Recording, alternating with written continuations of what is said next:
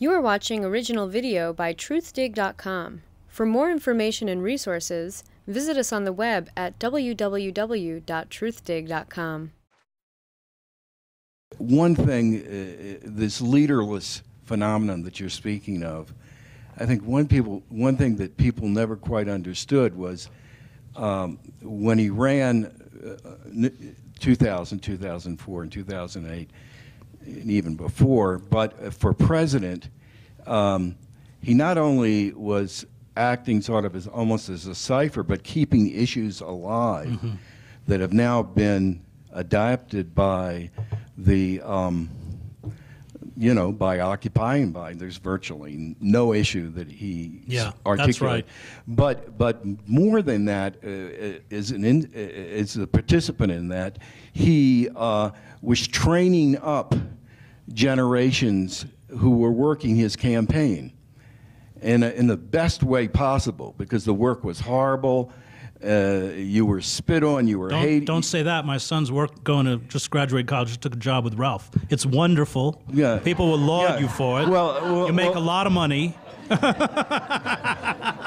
I think, the point I'm trying to make is that there were people that endured those campaigns as campaign workers, who learned in that process, and it was in itself an organizing process, and a number of those people are out there today who can be identified back to that.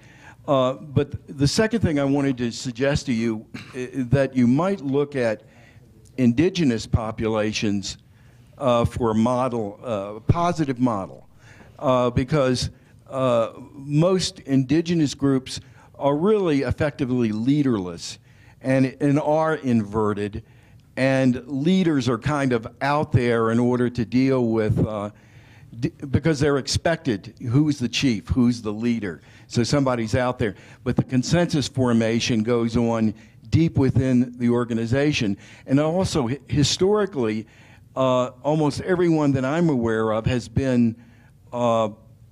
benefited from being the disempowered entity in a relationship with the overly empowered entity, and part of what they have passed on generation by generation is strategic tactics for dealing with that situation from one generation to the next, and all of that is quite positive. So the real experts on colonialism are indigenous populations, the disempowered. Right.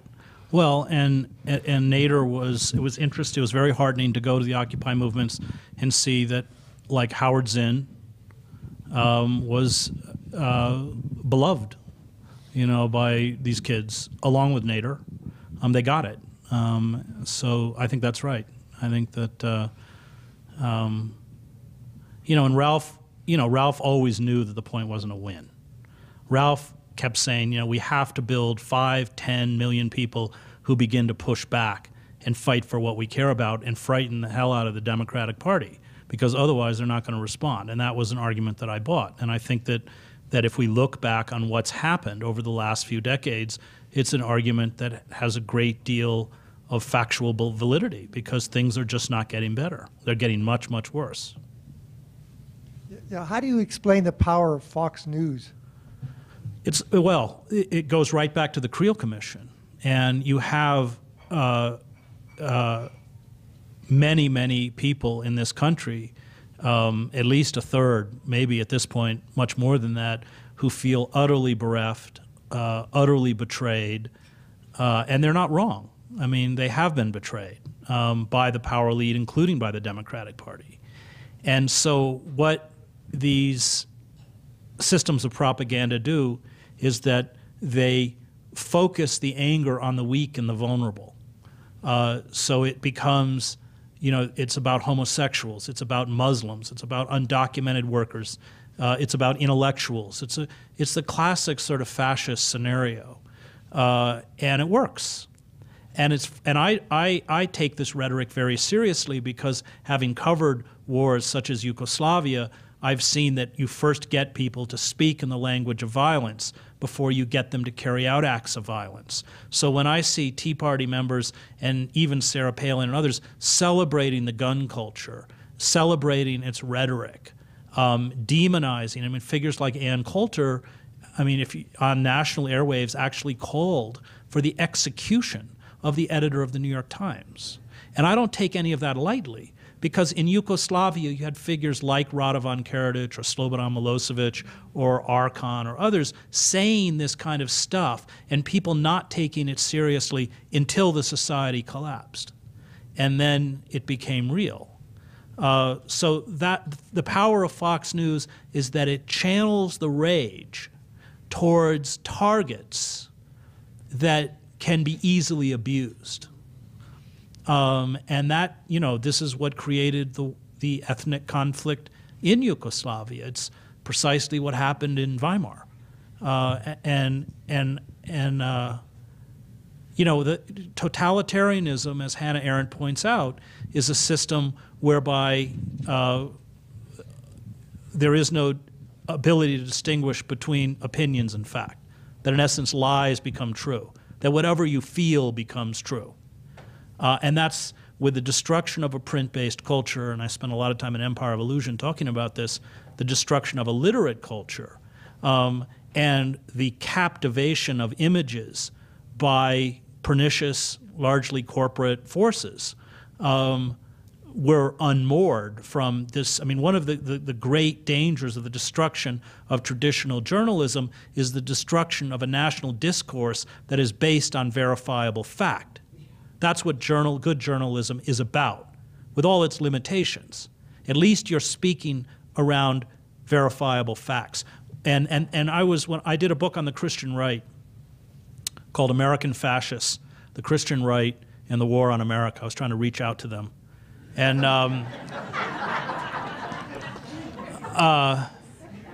and I was in a creationist seminar in Missouri. And it was a seminar teaching Christian teachers how to teach creation. Now, if you actually look at Genesis, which is what they have to teach about how the world was created, there are some really thorny problems, not the least of which is the writers of Genesis thought the earth was flat. But light was created on the first day, but the sun was created on the fourth day. And so they're up there saying, well, tell the students that God created a temporary light.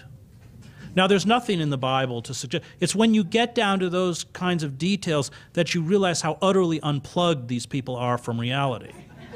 And in the midst of this course, the teacher, I don't know who he was, teacher goes off on a diatribe against the New York Times. Now, I was certainly the only New York Times reader in the room. But the attack, you know, the attack was not because the New York Times is liberal. The New York Times is not a liberal publication. The attack was because the New York Times still roots itself in verifiable fact. And that is what all totalitarian movements have to destroy. And that's what Fox News is doing a very good job of doing, and why it's so dangerous. I have to just tell you on the Christian right, I went to the Creation Museum in Peterborough, Kentucky, and it's $33 million or something, and they have all the animatronic figures were built by the people who built them in Universal Studios. So I took the tour, and the first one is the Garden of Eden. And so they have a fake waterfall, and Eden, and have Adam and Eve who are naked, but Eve's turned in such a way that nobody can see her plastic breasts, of course. And there's a T-Rex with a saddle on it. T-Rex. And the guide goes, well, because, you know, the dinosaurs, they all live together, all created the same week. And the guide goes, well, I'm sure you're all wondering why T-Rex has such big teeth. Because there weren't any carnivores. Everybody loved each other in the Garden of Eden. And they said, that's because Adam and Eve used T-Rex to open the coconuts. And then we went into the next room, and it was a replication of Noah's Ark.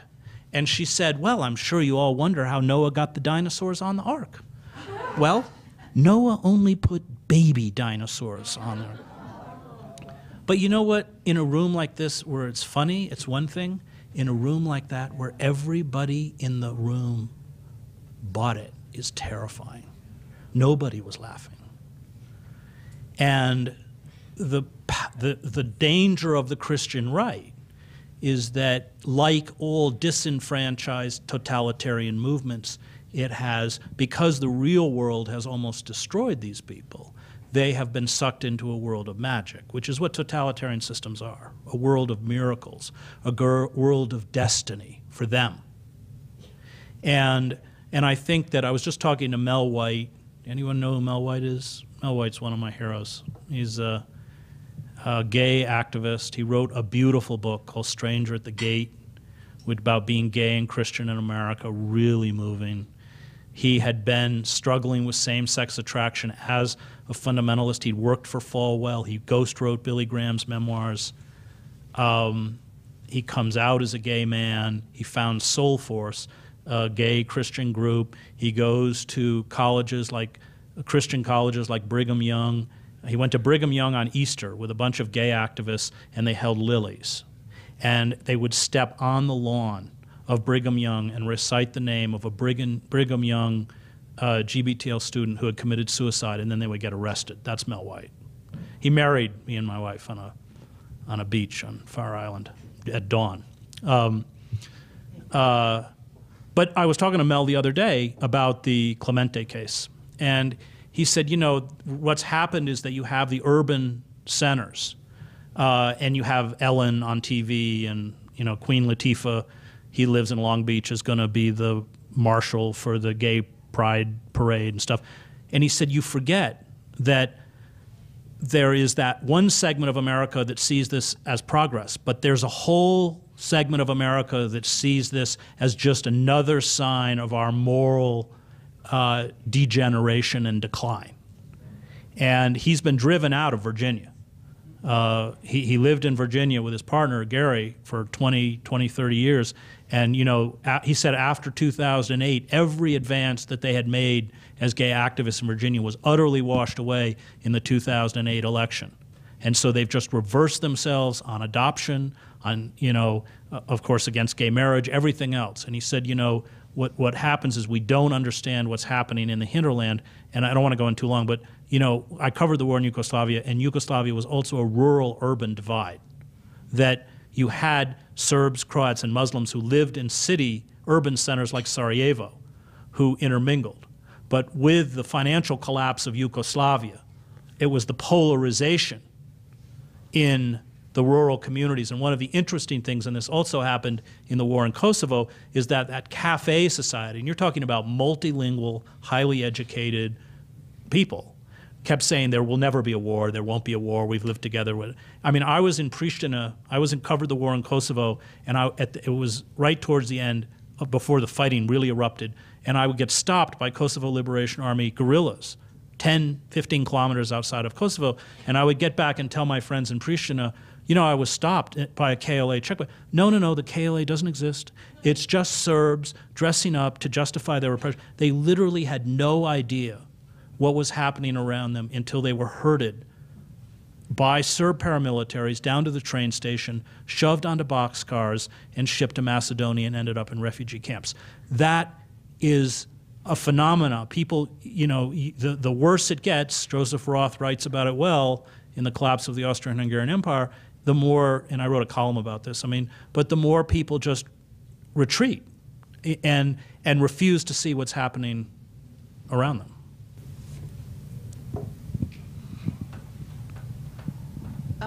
The other day, in the interest of sociology, I listened to someone named Bill O'Reilly for maybe 10 minutes, and there was sort of a patsy woman who was a blonde woman who was pretending to have something that they called a dialogue. He was off in Boston or something, and he talked about the Chicago demonstration and called the people who were there terrorists. He used the word over and over again. He said they were dressed in black, they were very organized, they were tweeting and twittering, which I guess is a really terroristic kind of thing to do, but he said, and we're going to find out where the big money is coming for this movement. So my question is, do you think, I mean, I heard how your conclusion about peace and this movement, and do you think that the powers that be are actually preparing something very sinister in the months to come, where Occupy movement participants will be labeled domestic terrorists? They have already started doing that. Okay. I mean, I don't, I'm a little out of the loop. I read you every week. I read Well, all what that, happened? But I don't know about how bad things are, really. The goal was they physically shut down the Occupy encampments, but then internally, they are working overtime to subvert them. I mean, there were always cops in Zuccotti. They were sort of 30-year-old guys in baseball caps who told us they were from Reed College. But they didn't have their student ID with them. And the only question they could ask was, so who are the leaders here? The leaders, I think. And one of these guys went up to a woman in the medic tent and said, so who do you think, who's the leader here? Who's running this, do you think? And she goes, I am. He goes, oh, really? He said, well, what are you in charge of? And she goes, well, I'm in charge of everything. And he goes, well, what's your title? And she goes, God.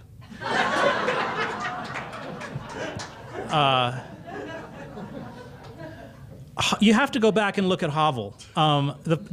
We can't beat them at the game. I mean, there's a kind of incongruity to it, but our power is our powerlessness and our transparency and our nonviolence. And if we give that up, we're finished. Now, they are working, I think what frightened the power elite more than anything was that if you went to Zuccotti Park on a weekend, it was filled with suburban couples from New Jersey pushing strollers all over the place. It was a mainstream movement. That was the power. It articulated the aspirations and grievances of the mainstream. And for that reason, it had to be broken. And the Democratic Party and Obama understood very, very well how threatening Occupy was. And in some ways may have been far more of an enemy. Now, when I did the lawsuit against Obama and Panetta, we had one of the plaintiffs, Alexa O'Brien from US Day of Rage, when they did the dump of 5 million emails from Stafford, the security firm, WikiLeaks dumped them. You saw exchanges back in there trying to link US Day of Rage with Al-Qaeda. Because what they seek to do, and that's why O'Reilly is saying this, you impose draconian laws, the Patriot Act, the NDAA, the Authorization to Use Military Force Act, FISA Amendment Act, on and on and on, in the name of fighting terrorism. But as domestic dissent grows, you link legitimate opposition movements to terrorist groups in the same way that they attempted to link Martin Luther King to the Communist Party. And when you read those emails, I was actually, Cornel West, bless his heart, came in an act of solidarity and sat for several hours with me in the back row, and we were listening to this together. And Cornel said, he said, my God, I mean, and I said, yeah. I said, first they use it to get it at the lower level, and then they get us. I mean, that's the mechanism.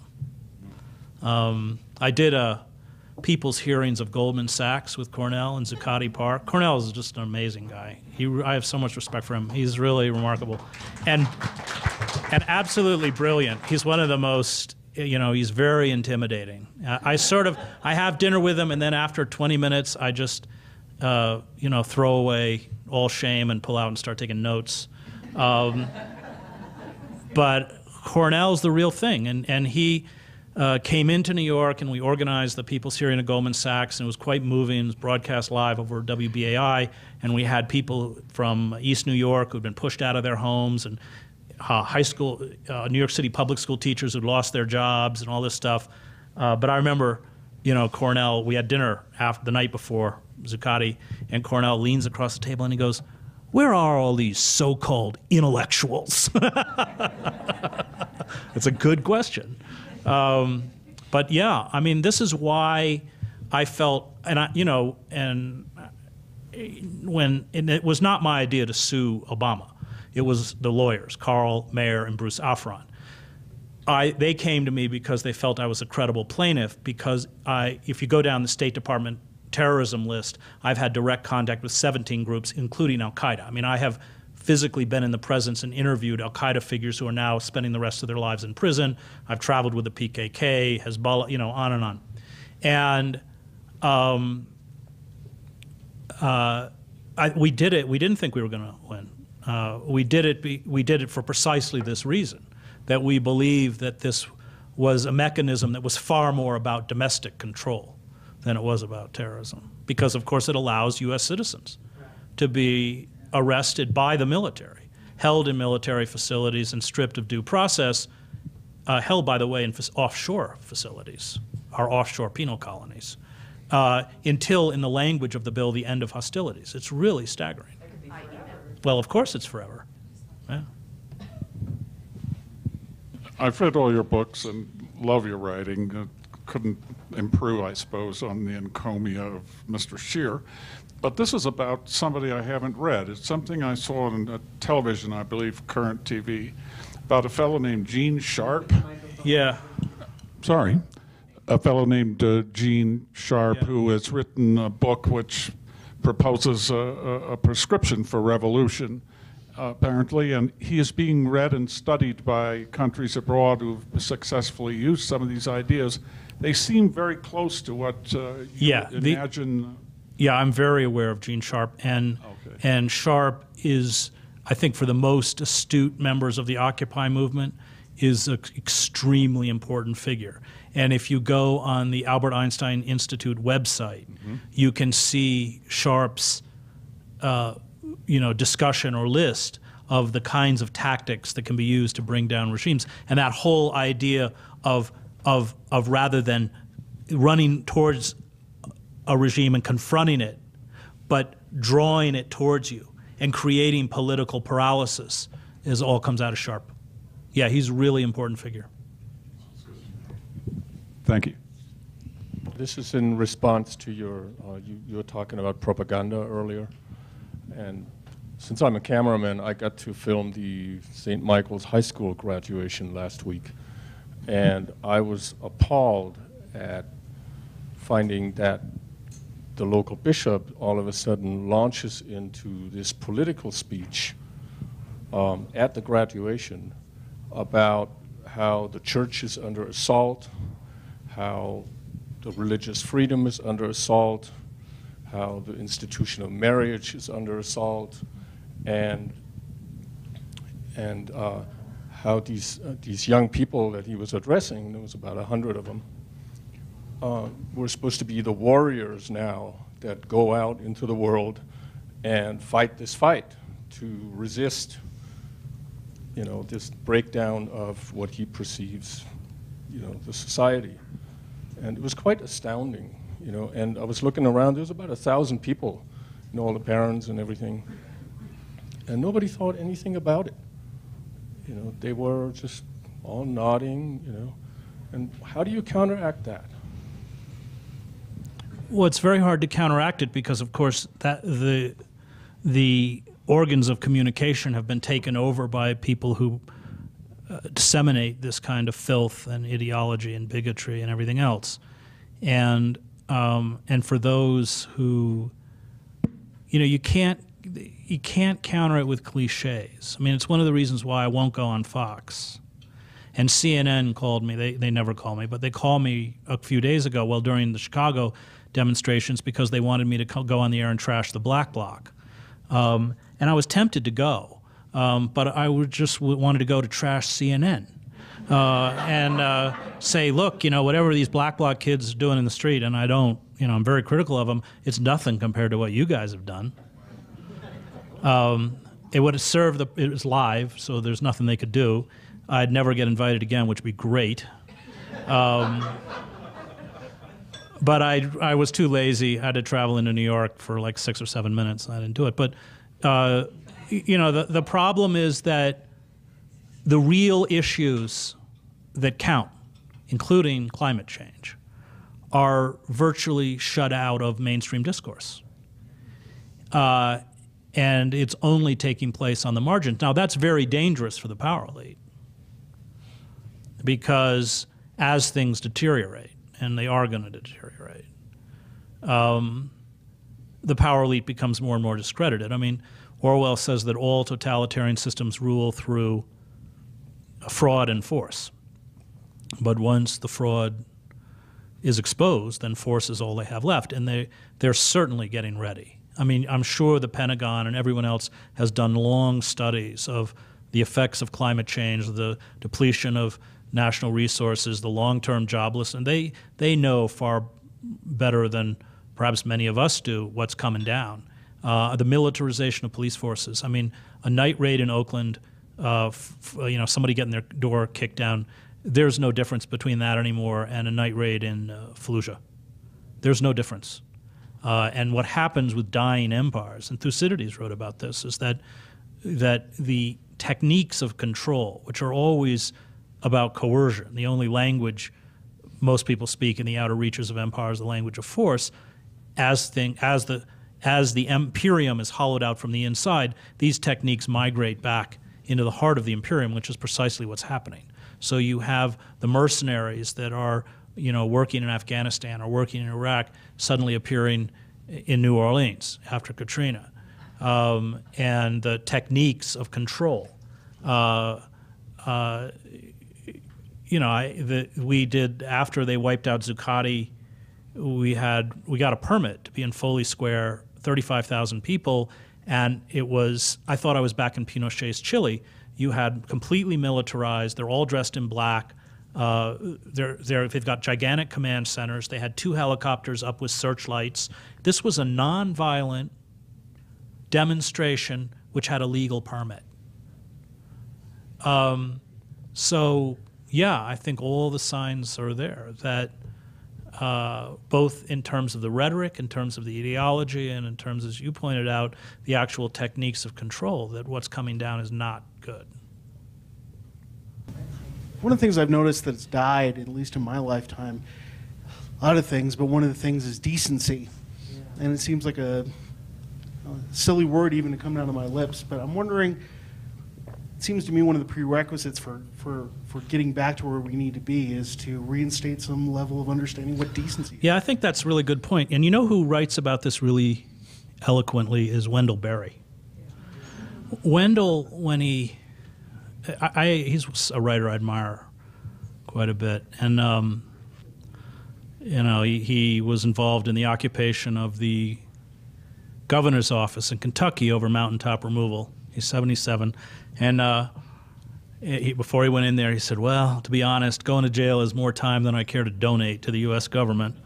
But I think a lot of the voices that I respect, Barry, Bill McKibben. I have differences with Bill over his relationship with the Democratic Party, but Bill's really good person. Cornell, they've all come down to the belief that it's civil disobedience and decency. And when Barry talks about the mining companies, he says, they're not a good neighbor, which sounds sort of folksy. But when if they're going to be given the rights of human beings or people, does your neighbor have a right to poison your well water? Does a neighbor have a right to poison your air so that you go into an elementary school in southern West Virginia, and in the nurse's office, all those little kids have their inhalers lined up with their names on them? Do they have a right to poison our children? They're not good neighbors. And I think actually that's right, that it's a matter of human decency. And corporations don't practice, the qualities that they exhibit are the qualities of psychopaths, as other people have pointed out. It's like what it means to be human, yeah. partially is being decent. And Barry, I think, articulates this in a very accessible way. So one more, go ahead.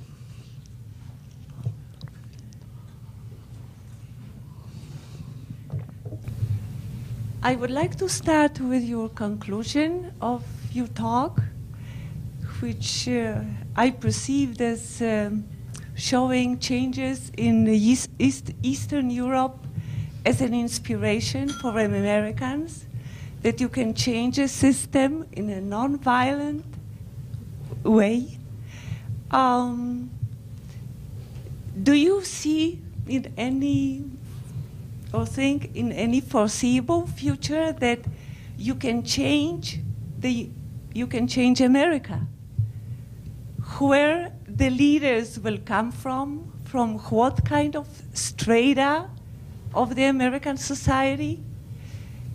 From what kind of strata of American society you will get thousands or millions of people that will feel forced to make a real change. Are you from Eastern Europe, by the way? Yeah, I'm from Poland. Okay, well, let's take Poland. Poland, when Timothy Garden Ash writes his History of Eastern Europe, he said in Poland it took 10 years, in East Germany it took 10 weeks, in Czechoslovakia it took 10 days. And I'm not going to get into the debate of what came after, because there were a lot of negative things that came after. But as you know,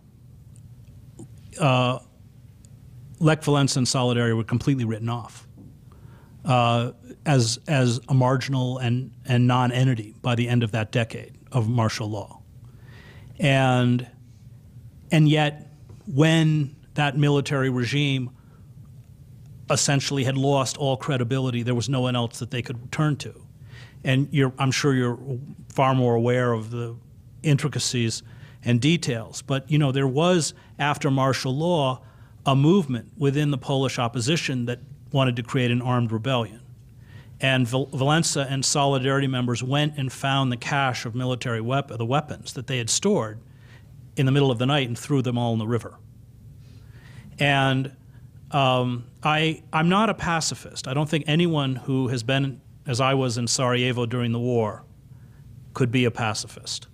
To have discussions with the residents of Sarajevo when it was under siege and we were being hit in 1995 with 2,000 shells a day, constant sniper fire, 4 to 5 dead a day, 24 wounded a day. We knew we had a trench system around the city that if the Serbs broke through those trenches, a third of the city would be slaughtered, and the rest would be driven into refugee and displacement camps. And we knew that because that's what happened in Vukovar, that's what's happened in the Drina Valley.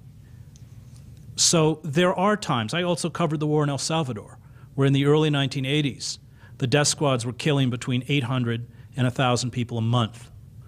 And the Salvadoran opposition, which was student and union-led, was peaceful until a march in 1979, when the Salvadoran police set machine guns up on the roofs of buildings in downtown El Salvador, San Salvador, and opened fire on the crowd.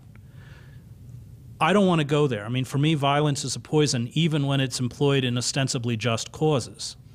And I've certainly seen states react with such draconian and horrific forms of violence that people have no option but to use violence in return. But once that happens, it's always tragic. So you're asking an unanswerable question. Can it happen here? I don't know. But I think it's incumbent upon all of us who care about a civil society and care about avoiding that kind of violence to do everything we can to resist before the state employs that kind of force and makes this kind of discussion or renders this kind of discussion futile. And we have to do it because it's right, not because it's going to work. I mean, as I said before, none of us thought that we were going to win this court case, and it was a lot of work. I mean, we were doing affidavits, and I had to go in and do depositions. I was 3.5 hours on that stand with 2 government lawyers trying to destroy my credibility, because if they could destroy my credibility, there was no case. And even then, none of us thought the judge was going to rule in our favor. And I think that as things continue to unravel, and climate change is not a small part of this, the window of opportunity that we have for peaceful reform is diminishing. And that's why we can't wait. That's why we have to do it now. And you know, I don't know. No one knows.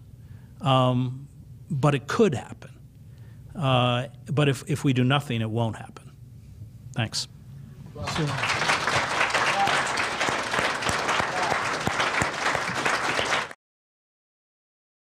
This video program was brought to you by Truthdig.com. For more information and resources, visit us on the web at www.truthdig.com.